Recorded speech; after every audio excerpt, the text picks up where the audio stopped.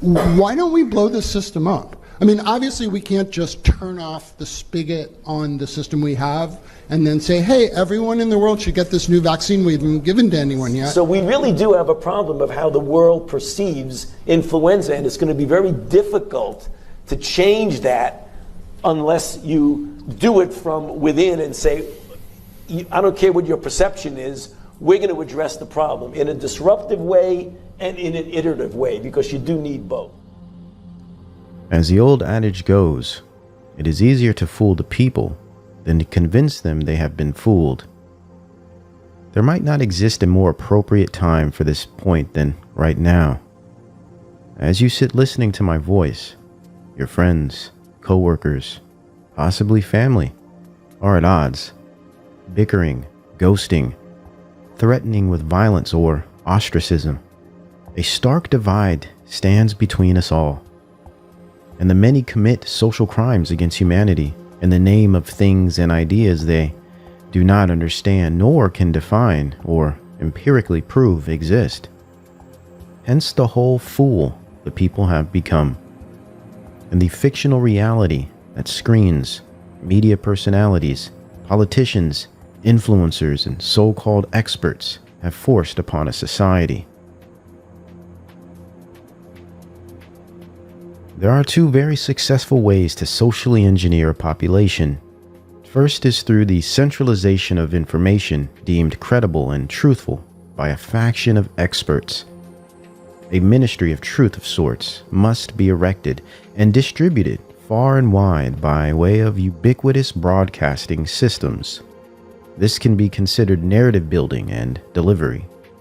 This process creates a false consensus or false sense of public opinion, which is meant to represent collectively a supported status quo ideal. Second, language stands as a type of magic that can turn a population into almost anything one wishes. There must be a redefining of terms, meaning of terms, and concepts must be fluid and ephemeral, gripping and powerful, ever-changing or interchangeable. But more importantly, the concept of repetition must drive the process. This idea is captured by the word used, iterative.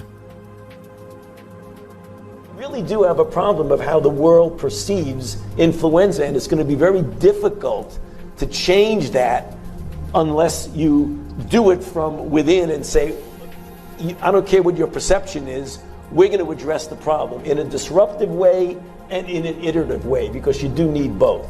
So if information control, whether that be meaning and or distribution of information, are prime aspects of shaping the public mind, modifying behavior of mass groups, or socially engineering a society, what is the essential purpose of such deception? Why are we wise to question the trustworthiness of our appointed saviors of public health and lords of epistemology? Could it be because lies, damn lies, and statistics make up the bulk of what we've been spoon-fed for what seems an eternity? Are we being purposely misguided towards an end not within our best interests? Are we being treated like a herd of animals opposed to individual souls created in the image of God? If we are being deceived, what is the purpose of such deception? This can be answered in one word: transition. A move, a directive, a change, a reset, if you will. In order to make the transition from getting out of the tried and true egg growing, which we know gives us results that can be, beneficial. I mean, we've done well with that, to something that has to be much better.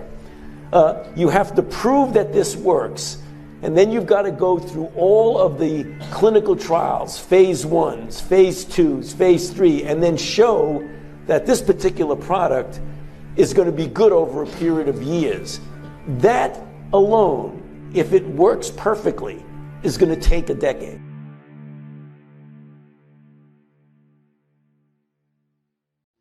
The discovery of a new world, a new normal, a new earth, a new post-human being. This has been accomplished through the convincing of man that he is sickly, unsafe, and in need of indefinite care from his superiors. Under the guise of medicine and corporate-sponsored illness, mankind becomes beasts of the laboratory. The explorers are now an expert class of scientists and money changers, redefining Western expansion as digital global governance. The second manifest destiny is upon us. We are now confined, subdued, corralled into hives, motionless in the Middle Passage. In the bowels of massive ships we weep, as we stare at our limbs, clueless to how we have suddenly been enveloped by chains. The old world is the old system, and the new world is the new system. The transition will take time, pain, but more importantly, it will take convincing or force. Phase 2, phase 3, and then show that this particular product is going to be good over a period of years. That alone, if it works perfectly, is going to take a decade. Or possibly 18 months given the proper circumstances, or emergency status, or an entity of excitement, hence urgency for emergency. There might be a need or even an urgent call for an entity of excitement out there that's completely disruptive, that's not beholden to bureaucratic strings and processes. In other words, the transition requires a catalyst, a jumpstart as it were, the tried and true impetus of fear and crisis. The impending doom of external threats shapes the perfect hero and distressed damsel dynamic. Conflict and discomfort is created to prepare a need for security and intervention. We understand historically war or conflict has been the key driver of history. Pain seeks a healer. This way, the transition is not simply sped up, but justified, moral even. But next, there's the concept of information. And within the information age, knowledge and data represent currency and power. Unlike the industrial age that is oriented towards maximizing material output and economic growth, informationalism of the 21st century, according to sociologist Manuel Castells, is oriented towards technological development, that is towards an accumulation of knowledge and towards higher levels of complexity in information processing. The material goods and services of the motor-driven industrial age have been eclipsed by the microprocessing communication of the information age, where knowledge is not only power, but informs our shared reality. The marketplace is no longer physical, but virtual, and no longer is manufacturing material goods as important as the manufacturing of ideas.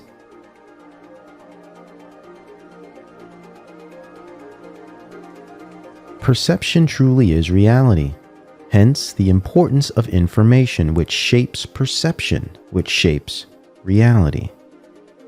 Social engineering is accomplished through the redefining of terms and selective distribution of information through strategic and sophisticated displays of embellishment and omission. Embellishing ideas, omitting others, but more importantly, centralizing idea production, hence this idea of within. We really do have a problem of how the world perceives influenza, and it's going to be very difficult to change that unless you do it from within and say, I don't care what your perception is, we're going to address the problem in a disruptive way and in an iterative way, because you do need both. This is a perfect example of how a ministry of truth is structured to inform society regardless of personal conviction, relevance, rights, or truth. With no defined end in sight, the means need no justification. They are all that exist and make up the population's reality.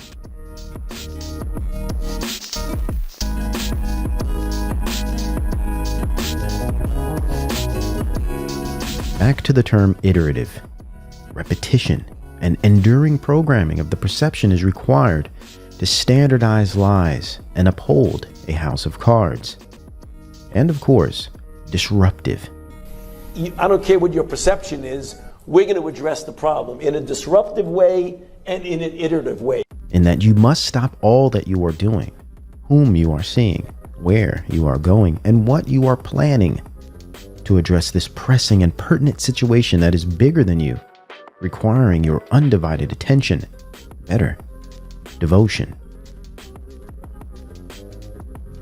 The seizure of action and thought, coupled with repetition of the main narrative, is a requirement. Yes, you do need both.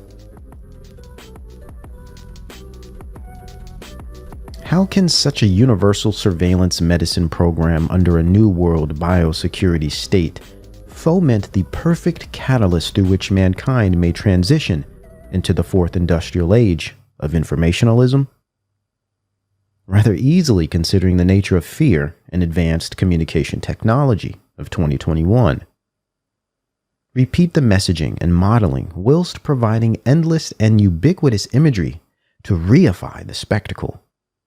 They must not only hear it, but truly see it to believe it. This is easily accomplished by, yes, and of course, mystifying information through mass media, but also, and possibly more importantly, hearts and minds of men are seized readily to the harnessing of imagination via the power of symbol and visceral image.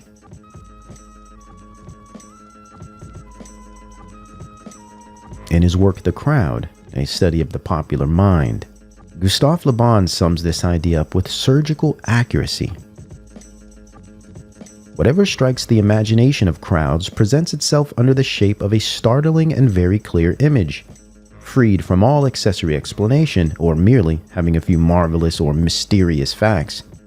Examples in point are the great victory, a great miracle, a great crime, or a great hope. Or for today, a modern take would be a great pandemic. He continues, things must be laid before the crowd as a whole, and their genesis must never be indicated.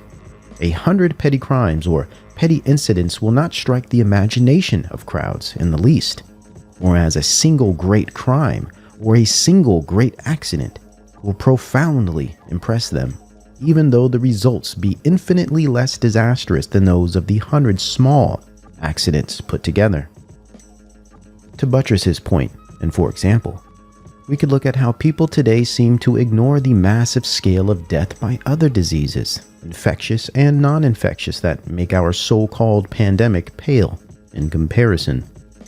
Millions a year that die from hunger or the common flu do not register in the public mind because they do not have corporate state-funded image campaigns to establish them as worthy issues of public health concern.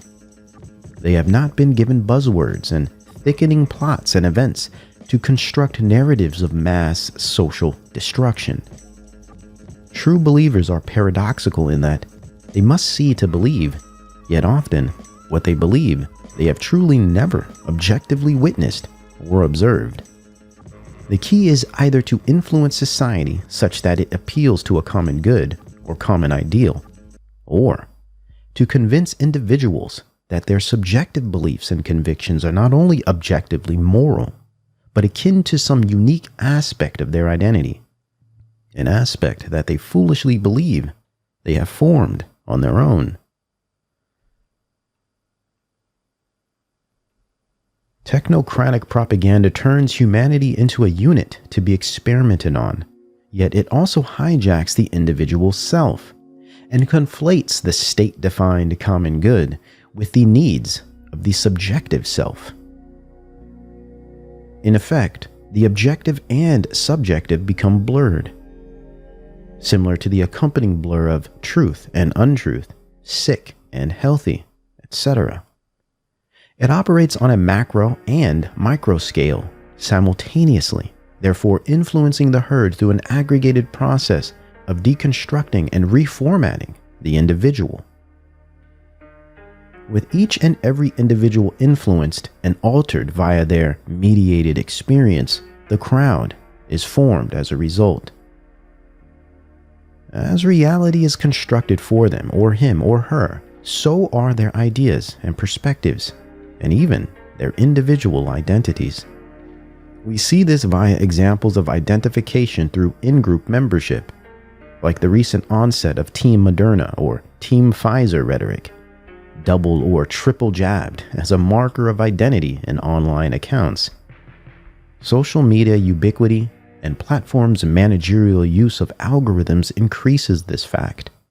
Therefore, the public mind becomes a product of a vacuum, and the average person becomes the representation of an idea.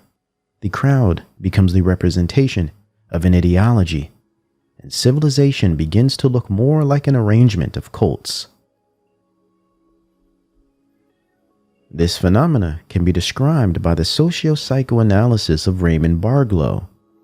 He had described the development of the information age in contrast to prior eras as a maddening paradox. Mainly, he described the inconsistent relationship between group networking and the independent subject experience. As informationalism increases networking and integration of human action and communication, it paradoxically decreases the authenticity of the individual and the sovereignty of the personal and private. Self and object or group become enmeshed. Whilst the network society shrinks time and space, bringing the group together into a functional and tangible unitary system, it violently subverts the traditional Western concept of a separate, unique, and independent self. The closer and more familiar we get as a group, the more alienated we are from our authentic selves.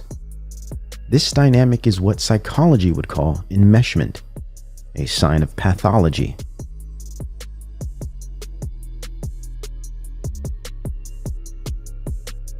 Given this type of pathology, self no longer defines the identity, yet forms a mere projected image and derivative expression of the group, an external locus of control.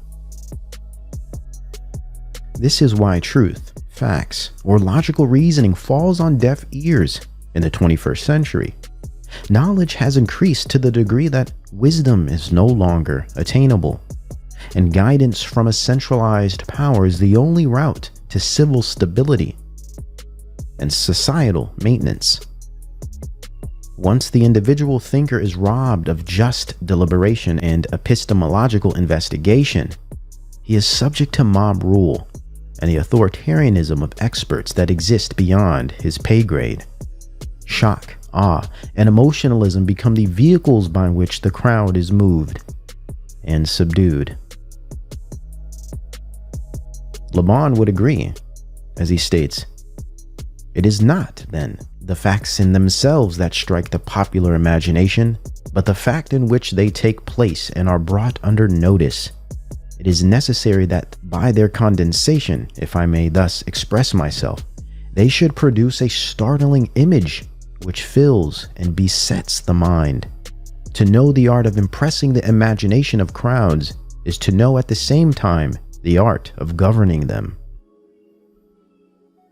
Hence spring 2020, whereby the great informational transition to the world biosecurity state began its era. Decades of design and strategy brought us all a feigned and orchestrated crisis and indefinite pandemic era set to define the years between 2020 and 2030. Create an unprecedented event that will call for desperate measures and stringent treatment that circumvents traditional bureaucracy and social systems, human rights, like bodily autonomy, for instance. Seize the opportunity to succeed in mandating draconian orders that have yet to have laws established as protection against such actions. Strike the public when vulnerable and without a shield to protect them. If they can print money from thin air, they can surely pull policy out of their ears, some would argue, from other places. Back to language, particularly meaning of language, and the authority a given person is qualified to exact when using that language. What do I mean? Like when speaking a foreign language in a foreign land, experience may be difficult, meaning communication and action are all contingent on one's ability to use language. So if one's ability to use the language of his land is limited, so are his experiences and degrees of understanding. What is important here is the idea that specialized language and intellectual concepts have dominated current public policy and confounded the public's conversation on objective reality. What is real and what is not real, or true or untrue, and the discussion on their relationships has recently been relegated to the annals of experts and technicians, specialists and fact-checking authorities. No longer can the public qualify to make decisive and informed judgments on their current moment, independent of cited sources and legacy media-linked data. We have become intellectually codependent and are no longer qualified to make judgments for ourselves, not even regarding our own bodies. The environment is not merely unsafe to live in, but unsafe to think in as well, apparently. If technocracy is defined by, and no longer government, but governance through a corporatist techno-specialist class and its systems of mechanism, then it would follow that its ministry of truth is defined by a specialized language its underclasses do not understand independently. With knowledge and communication being the pillars of informationalism, it would be wise on the part of those in power to create a form of monopoly on language and on meaning. Controlling information is to control perception of reality, making what Peter Drucker would have called the development of a post-industrial knowledge society ruled by specialists and information technicians, or Alvin Toffler's concept expressed in his work The Third Wave, the information society where computers control all that exists. Today, we refer to this idea as the data-driven economy in an age of automation. Possibly a prelude to this trajectory of data worship could be found in the work of Francis Bacon. In his piece, The Advancement of Learning, Bacon makes contentious references to the importance of organizing knowledge under a ruling king to wield an absolute form of power. He called for a state-funded scientific council of knowledge keepers that would guide nature and humanity as stewards of the earth. Knowledge seeking and knowledge managing as a pursuit of power. From his view on knowledge and a new scientific outlook on man and nature, the Royal Society was formed in 1662. From this point forward, the world would be approached as a scientific state, solidifying a separation of knowledge from ethics and its Christian foundations. Therefore, morality and faith took a backseat to the new and nascent marriage, knowledge and power, under the name science. They called it a scientific revolution or age of enlightenment. The secular state of scientific outlooks had formed, and hundreds of years later, an advanced version would surface. The biosecurity state of the Fourth Industrial Revolution. Whether it data, information, or knowledge, the defining element of most salience is the esoteric nature of it, its acquired taste and academic parameters that keep it from the understanding of the laity, as if we are all illiterate peasants who do not understand Latin and must seek a priestly counsel to inform us on what is truth and how one should live. Now we have all been rendered childlike and are learning how to read for the first time. We are being indoctrinated with a new normal, and we are being taught a new language. The science, as it is called today, is handled like a set of government-issued flashcards in the hands of the public. The scientific method has been exchanged for platitudes and mantras, slogans, and assertions of false certainty. Graphs and figures that make easy to look at pictures with colors and numbers. Numbers that, when explained by experts, tell you if something is a good thing or a bad thing. Their data and studies inform our consciences and tell us when we should be happy and when we should be afraid. Science, in this form, has become a meme, and believing in it with blind faith has become a sort of club or cult. Mystical and religious with a massive following of true believers. We have an outbreak of myopia, not respiratory illness. This is a result of limiting the understanding of the masses by confounding language and knowledge in a way that renders the general public brain dead and incompetent. Hence 2021's gaslighting politicians and knowledge products of self-appointed experts. It is a secret knowledge, a craft, or scientistic Gnosticism. Scientistic in that it is not empirically scientific, and essentially is a theoretical practice. And Gnostic in that it is built of acquired knowledge, specialized intellectual constructs of esoteric engineers and technicians funded by corporate state interests, pharmaceutical cartels, and foundation money. Their knowledge products have become standard curriculum in university systems, indoctrinating our youth and future generations, and echoed in mainline media network programming. This is how status quo perspective is manufactured, and mainline narratives are built by which public opinions are formed. There is image, there is symbol, and then there is the authority over language.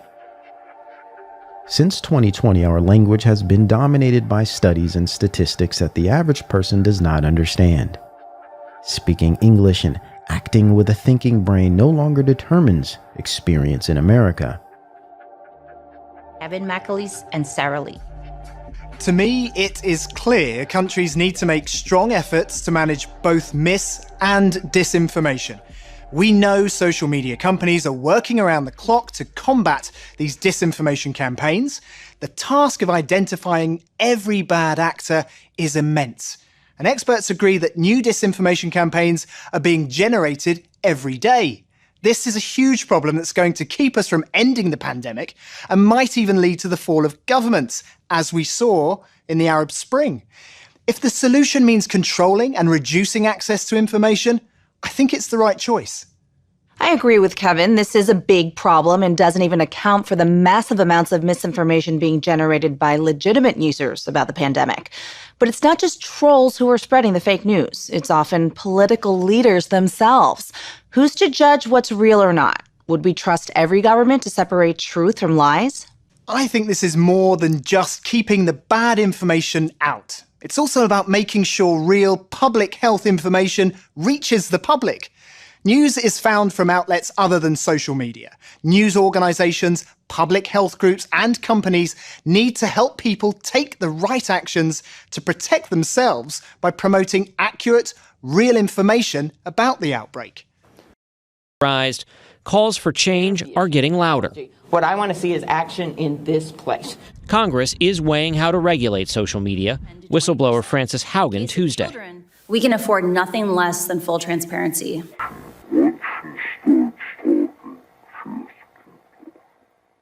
Now it is the relinquishing of critical thinking and guidance of virology and epidemiology that determines one's experience in the once free society known as the United States.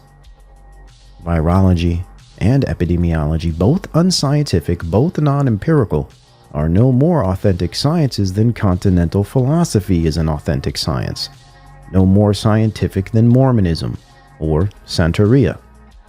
If we were to be honest, given our current mass psychosis and public health gaffe, we could call our current medical dictatorship a form of a neo-mystery school religion, a literal faith-based medicine that claims to be science, yet is not scientific. Chuck, because a lot of what you're seeing as attacks on me, quite frankly, are attacks on science. Because all of the things that I have spoken about consistently from the very beginning have been fundamentally based on science. Sometimes those things were inconvenient truths for people, and there was pushback against me. So if you are trying to, get at me as a public health official and a scientist, you're really attacking not only Dr. Anthony Fauci, you're attacking science. And anybody that looks at what's going on clearly sees that. You have to be asleep not to see that. Is science a man, person, place, or thing? A settled and objective matter that must go unquestioned? If anyone is to take the expert screed seriously, I think they would have to consider the utter mindlessness that seems to constantly drip from his leathery lips. As if there is not enough documentation of years building up to our present day that clearly demonstrates an incremental plan to usher in universal public health intervention of the compulsory type. By way of some glass palace on a hill housed scientific elite, much like, though to a more extreme and delusional degree, the consortium of scientists Francis Bacon spoke of in the 17th century. Even their own kooky futurists speak directly against this madness we are now witnessing from our so-called expert class. Science is more than a body of knowledge. It's a way of thinking, a way of skeptically interrogating the universe with a fine understanding of human fallibility. If we are not able to ask skeptical questions, to interrogate those who tell us that something is true, to be skeptical of those in authority, then we're up for grabs for the next charlatan, political or religious, who comes ambling along. Indeed, questioning science so-called, questioning methodology, data, conclusions, etc., is the very definition of science. But what we will discover is that no, what we are experiencing is not science at all. It is a course of deceptive transition being rolled out under the guise of science and public health. It is about the personality and authority of the message giver that is important, not the message, nor the validity, accuracy, relevance, or truth of the message. How, you might ask? Where is the proof? Even when the science is proven wrong or inadequate, biosecurity state authoritarianism simply doubles down. The controversy since the virus started include the botch testing at the beginning, no research on masks for children in primary care, the J&J pause, the controversy over the use or non-use of ivermectin, and there was no study yet completed. Dr. Collins told me it's not done yet. The no discussion of natural immunity, which exists and ought to be out there. The discussion of herd immunity, which is switched back and forth. The mask discussion at the beginning, don't wear masks, the noble lie, and then wear masks. Now, equity issues in the FDA panel scientific discussion. I've lost confidence in the CDC and the FDA. And I actually believe a lot of Americans, a significant part of America, now have lost confidence in you, Dr. Fauci. Is there a point where you will say, I do more harm than good because people don't listen to me anymore, and step aside? No. Absolutely, unequivocally no, Hugh.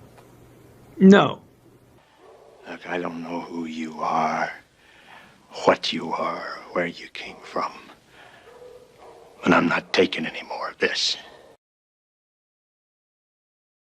You get the hell out of here before I throw you out. No. Absolutely, unequivocally no.